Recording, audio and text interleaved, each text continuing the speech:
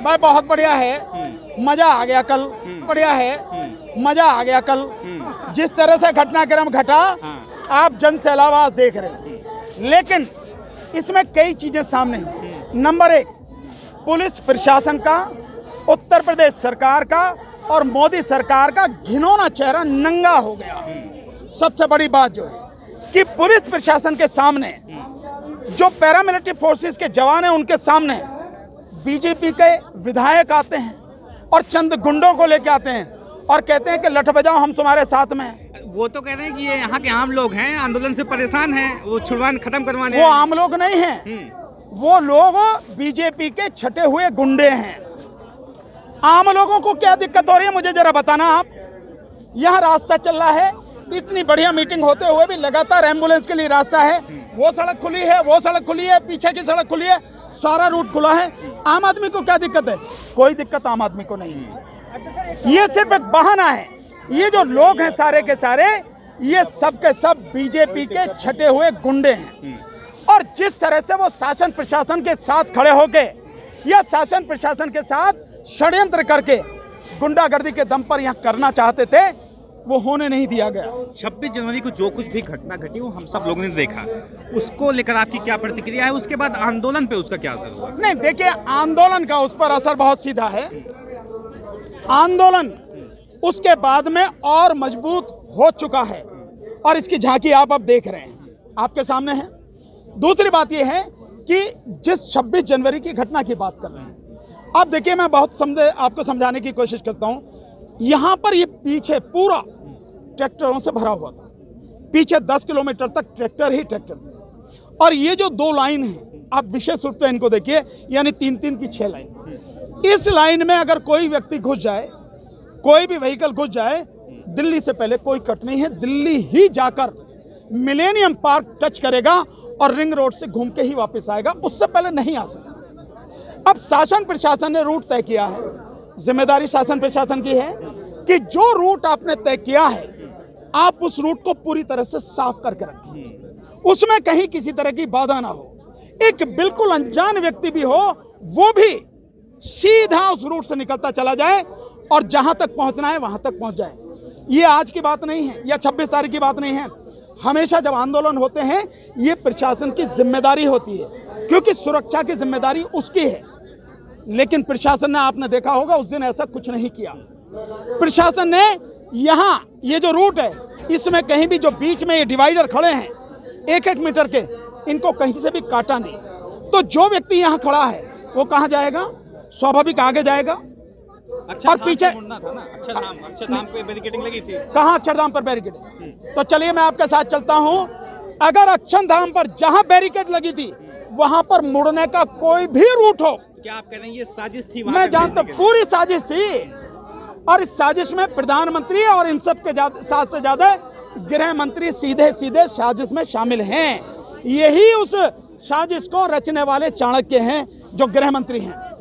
Road जी press conference करते हैं, कहते हैं 400 से ज्यादा पुलिसकर्मी जख्मी हुए हैं। दूसरे दिन अमित शाह जी मिलने जाते हैं, यहाँ पे लगभग 150 से 200 किसान शहीद हो गए हैं, उनके लिए कोई शोक संदेश नहीं है। क्या ये सवाल आपको उनसे पूछना चाहिए कि आपको शर्म नहीं आती है कि पुलिस वालों को चोट लगी है? भाई, जिसको भी चोट लगी है, कम से कम मुझे उस बात का दुख है। उनको जल्दी स्वस्थ हो जाएं, मैं ऐसी कामना करता हूं। और हमारे जितने भी साथी शहीद हुए हैं, उस दिन भी हमारा एक भाई शहीद हुआ, उसके प्रति मेरी भावभीनी श्रद्धांजलि। लेकिन गृह मंत्री वो क्या केवल पुलिस के गृह मंत्री हैं? क्या एक पार्टी के गृह मंत्री हैं? क्या एक संगठन के गृह मंत्री हैं? वो भारत के गृह मंत्री हैं। और भारत में अगर कहीं भी ऐसी कोई घटना होती है, दुश्मन भी है, उसे देखने जाओ, तो इसका मतलब यह है कि तुम तो किसानों को दुश्मन से भी बदतर मानते हो। आप उनको तो बता रहे हैं, बार बार मीडिया ये तो बता रहा है पुलिसकर्मियों को चोट लगी है। क्या उस गोदी मीडिया ने कभी ये बताया कि किसानों में भी इतने साथियों को चोट लगी है? किसानों के भी एक साथी शहीद हो गया है। मतलब ये माना जाए कि आप एक पक्षीय कार्रवाई करते हैं। और ये इस बात से, आपके चरित्र से जो है ये सिद्ध हो जाता है। आप क्यों कर रहे हैं? क्योंकि आप जिस षड्यंत्र को सफल करना चाहते थे, आपका वो षड्यंत्र असफल हो गया। और वो षड्यंत्र आप ही ने किया, इसके सबूत है, क्योंकि वो आदमी आपके साथ गृह मंत्री के साथ बैठ के मीटिंग करता है, प्रधानमंत्री के साथ में फोटो है, और 3 भाजपा सांसदों के साथ में खड़ा हुआ है। सनी देओल के प्रचार में वो शामिल है, इसलिए वो बीजेपी का आदमी है। वापस आते हैं, जिस तरीके से मेन स्ट्रीम मीडिया ने चला दिया है कि राकेश टिकैत जी की गिरफ्तारी हो रही है और गिरफ्तारी दे रहे हैं, आंदोलन गाजीपुर का खत्म होने वाला है। हम लोग भी आज सुबह 7 बजे तक यहाँ पे मौजूद थे। 1 बजे के करीब पुलिस का फ्लैग मार्च होता है, उसके बाद पुलिस वापस जाती है। ये सारी चीज़ें हो रही हैं, तो क्या वजह, किस तरह से देख रहे हैं आप? नहीं, वजह क्या है भाई, प्रशासन का काम है, प्रशासन जो मन में करे, फ्लैग मार्च करे, तो इसमें क्या दिक्कत है? क्योंकि ये पुलिस तो उसी की है ना, डराने की कहीं ना कहीं कोशिश वो तो चलती रहती हैं। लेकिन फ्लैग मार्च, इसके फ्लैग मार्च से घबराना नहीं चाहिए, पुलिस के फ्लैग मार्च से, क्योंकि आपको ध्यान होगा, थोड़ा सा पीछे ले जाता हूँ, एक बाई इलेक्शन हुआ था यूपी में, पता नहीं कौन सी बागपत कौन सी सीट थी, है बुलंदशहर नहीं, जो इधर की थी बागपत की तरफ, मुझे ध्यान नहीं आ रही, वो सीट पे जो है बड़ौद का है, जो भी है, वहां पे एक बाई इलेक्शन हुआ। उसी दौरान ये सड़क यहीं तक बनी थी, ये वाली जिस पे आप खड़े हैं, तो प्रधानमंत्री 4 घंटे तक नाच रहे थे इस पे, तो फ्लैग मार्च अगर उनकी पुलिस कर रही है तो उसमें क्या दिक्कत है? बात ये है, ये डराने की टैक्टिस है, ये आंदोलन को दबाने की कोशिश है, लेकिन ये किसानों का आंदोलन है, इस धरती के अन्नदाता का आंदोलन है, और इस धरती का अन्नदाता ऐसी चीजों से डरता नहीं है। और वो जो गुंडे आए थे वो भी इसी डराने की कोशिश का हिस्सा थे। जो कुछ भी हुआ उसके बाद कहीं ना कहीं फूट तो पड़ी किसानों में। कैसे फूट पड़ी? वीएम सिंह ने आंदोलन वापस ले लिया, वीएम सिंह बॉर्डर से आंदोलन खत्म हो गया। चिल्ला बॉर्डर पे जो बैठे थे, मेरे ही नाम राशि ठाकुर, भानु प्रताप सिंह, तो आपको ध्यान है ना, पहले जब ये शुरू हुआ था, जब उन्होंने पिटीशन डाली थी सुप्रीम कोर्ट में, वो तो तभी भाग गए थे, फिर अपने आप बिना बुलाए जो आगे फिर बैठ गए वहां पे। तो ऐसा आदमी जो अपने आप आवे, अपने आप जावे, और जिसके साथ में 10 आदमी ना हो, उसे कैसे आप मान रहे हो? दूसरी बात, इसके अलावा वीएम सिंह साहब को ऐसा नहीं करना चाहिए था। दूसरी बात, अगर वीएम सिंह साहब ने किया तो आज उनको नज़ारा देख लाना चाहिए कि तुम्हारे जाने के बाद ये आंदोलन और 10 गुना मजबूत हो गया। भैया ऐसे ही अगर और कोई भी हो, चले जाओ, उन्हीं के जाने से आंदोलन मजबूत होगा। और आपको ध्यान होगा, हमारे जो साथी हैं उन्होंने कहा भी है, ये जो समय गुजरा है 26 तारीख का, इसमें बहुत सी गंदगी साफ हो गई। जो लोग वाकई में किसानों के साथ में ईमानदारी से नहीं थे, अपने आप धीरे धीरे साफ हो गए। एक और साथी हैं, लोक शक्ति कोई संगठन है, उसके साथी भी गए, उनके साथी। अब दिक्कत यह है कि आप नेता तो बन जाते हैं, लेकिन आपको धेले वर्ग की पता नहीं है। उन्होंने ये कहा, मैं एक वीडियो देख रहा था, कि जो हमारे राष्ट्रीय ध्वज का अपमान करेगा, राष्ट्रीय ध्वज को उखाड़ के फेंक दिया लाल किले से और नीचे गिरा दिया, पैरों में गिरा दिया। अरे भैया, जाके वहाँ लाल किले पे तो देख तो लो कि झंडे को किसी ने अपमानित नहीं किया, किसी ने छुआ तक नहीं है, और जो भी निशान लगाया गया वो भी झंडे से नीचे है। तो जब आपको पता नहीं है चीज़ों की, जब आपको सही जानकारी नहीं है, तो क्यों बोल रहे हो? और अगर ऐसे नेता चले भी जाएं, बहुत बढ़िया भैया, जल्दी चले जाओ, ज़्यादा बढ़िया रहेगा, ताकि हम ढंग से काम कर सकें। राष्ट्रपति जी के का भाषण आ रहा है, तो मतलब ये एक अभी तक जो हमारे देश की राजनीति रही, उसमें राष्ट्रपति जी को एक प्रथम नागरिक के तौर पे देखा जाता है और सभी पार्टियां उनका सम्मान करती हैं। लेकिन आज का दौर ऐसा चल रहा है कि बहुत सारी पार्टियां उनके भाषण का बायकॉट कर रही हैं। इसकी क्या वजह आपको लग रहा है? नहीं, वजह सीधी है कि राष्ट्रपति पूरी तरह से रबड़ स्टैंप बन गए हैं, जो कि है नहीं।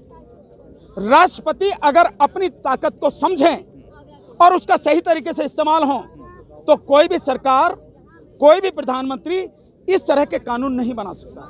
मैं क्यों कह रहा हूं आपको? कानून तो पहले किसानों के हित में। अरे सुन तो लो यार, मुझे मालूम है किसानों के हित में कह रहे हैं, वो तो क्योंकि गुलामी कर रहे हैं, मोदी जी की गुलामी कर रहे हैं, जो गृह वो हैं आपके जो राष्ट्रपति जी हैं, तो फिर गुलाम की बात का क्या मानना है? बुरा जो मानने के वो कर रहे हैं। आप इसको समझिए, एक बार यहाँ पर पोस्ट ऑफिस से संबंधित एक कानून बनाया गया था, बिल पास किया गया था, और उस समय शायद राजीव गांधी प्रधानमंत्री थे और ज्ञानी जैल सिंह जी राष्ट्रपति थे। ज्ञानी जैल सिंह जी ने जानते थे कि ये कानून देश के हित में नहीं है, उन्होंने साइन नहीं किए।